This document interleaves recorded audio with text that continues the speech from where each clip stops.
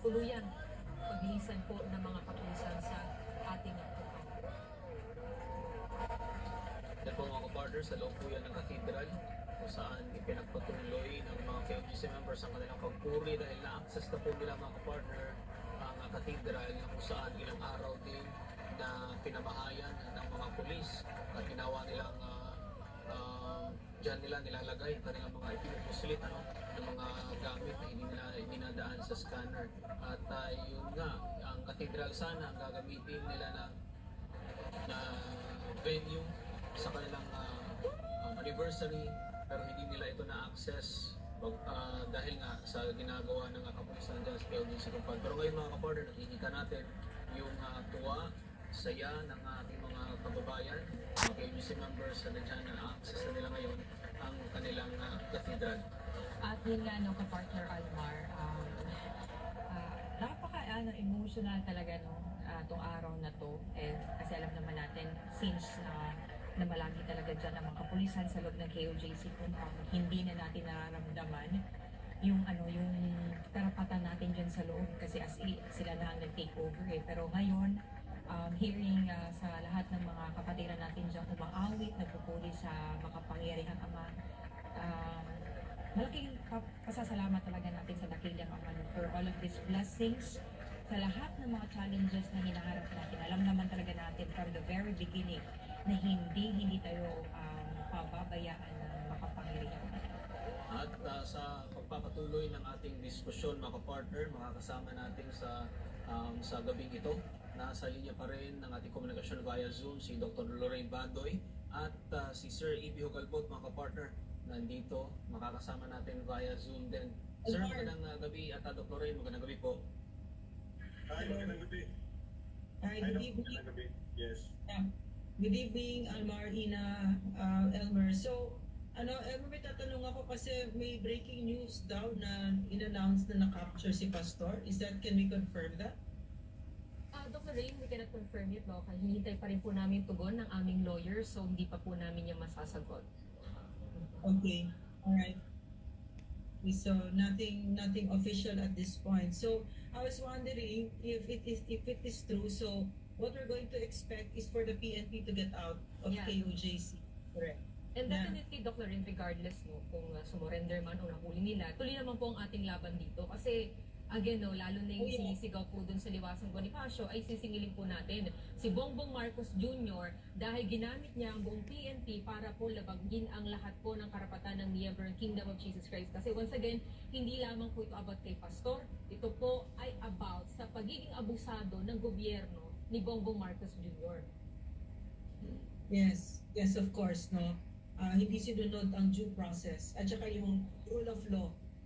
So, ano yung nakikita natin ngayon? Pinapasok na yung mga members ng KOJC sa Cathedral? Yes po. Kung pwede ipakita ulit, no? So, currently din po, yung lahat po ng mga miyembro, mga missionary po, na pumunta rin po sila sa Cathedral ngayon at tuloy-tuloy po yung pananalangin at pagpapapuri po itong rin tulad din kanina. So, kasi finally, napasok na po namin uling Cathedral at sana nga completely, wala na pong pulis na makita doon po sa loob ng aming compound. Tsaka makita natin kanina Doc Lorraine at saka Sir Ibi yung dami ng pulis talagang nakakatakot na ganito pala yung kaya nilang gawin sa kung ano man ang gusto nilang sabi nga ng iba, kumbaga mahirap na kapag makapagtripan ka ng isang addict. Hindi alam mo, ito yun no? Ito yung nakikita ko sa administrasyon na ito. No, kapag meron silang kaaway, no, yan pala yung puwersa na gagawin nila. Pero pag yung president mismo, ang may nilalabag na batas na inilalabas natin na nagde-demand tayo, nagko-cocaine ka ba? Or ano ba itong mga smuggling na ito? Hindi ginagamit ang batas sa kanya, di ba? Exempted sila. At saka yung mga malalapit na mga kaibigan nila, inaareglo nila. No? Sir Ibi. Well, I agree, no? And at the outset, sinabi ko na nga, no? This is already tantamount to hostage taking, no?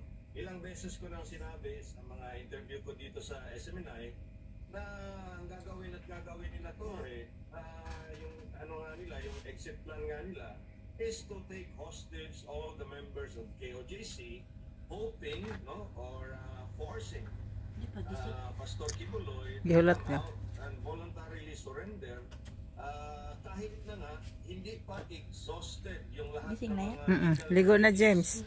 na tinatrabaho ng kanyang legal counsel, no? At kung totoo man itong nangyayari na nag-surrender nga si Pastor Kibuloy at ang sabi-sabi ay dun sa ISAF na, it means to say na wala talaga dyan si Pastor Kibuloy sa KOJC compound at failure talaga si Torre at ginawa lang talaga siyang instrumento, no? A blunt instrument of force para mapwersa nga na lumantad si Pastor Kibuloy.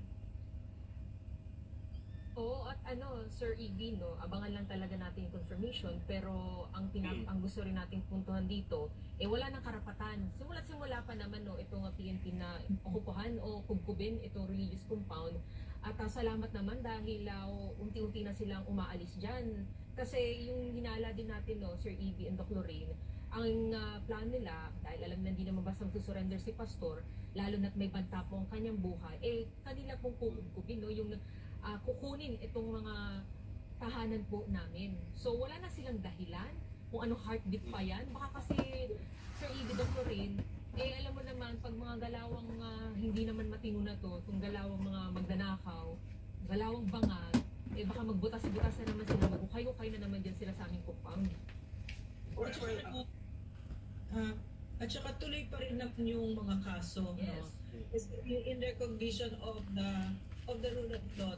Baliktad na tayo mga makabayan ang pinapaalala sa kanila at tayo ang magpapaisa sa buhay natin yung batas na sila mismo, ang gobyerno mismo ang nagbabayad. So tama naman yun, no? Hindi man tama yun. Ibig sabihin, responsibilidad natin yun. No? Ang ating, hindi tayo papayag ng ating lipunan ay magiging uncivilized. Ibinabalik natin ang pagkasibilisado natin na tinanggal ni Bongbong Marcos. Napaka-uncivilized ang ginawa ni Bongbong Marcos dito. Yes. And Pinagdag ko lang rin, Dr. Antina, na ito na nga, no? Ginagawa nga nila yung napaka-blatant violation of Sarap pa matulog, constitutional rights, no? Dyan sa KOJC. At whether or not nag-surrender si Pastor, Bawi na lang next week. nandyan pa rin yung katotohanan na ang saligang batas ay talagang inurakan na ng todo-todo at Ang antitulog. Pagod ang maintindihan na ito pang mga tao tulad ng PNP na karaniwang mamamayan ay siya pang nag-violate ngayon at tuloy pa nga rin yung laban, no? At ang kinagbabahala ko lang na baka nga meron na naman silang ibang kasong isasampa at magiging excuse na naman din yan upang ipagpatuloy nila yung ginagawa nila dyan sa kingdom. Yan ang dapat pantayan. Kingdom. Sir EB, Dr. Rain, mga kapartner, no, makakasama din natin via Zoom si Sir Jay Sonza. Sir Jay? Magandang gabi sa inyo, magandang gabi Doc, magandang gabi sa iyo, Edie. Magandang gabi po sa inyong lahat. Magandang gabi, Bayan. Anong reaction mo ngayon, no, dito sa paglayas na nga ng mga kapulisan, no, matapos talaga yung tapatan, yung pagdarasal, talagang taimtim na na hakbang ng mga missionary ng Kingdom of Jesus Christ. It's a long overdue, no? Yung kanilang, kung talagang lilisanin na nila ang KOJC religious compound, alam naman natin from the very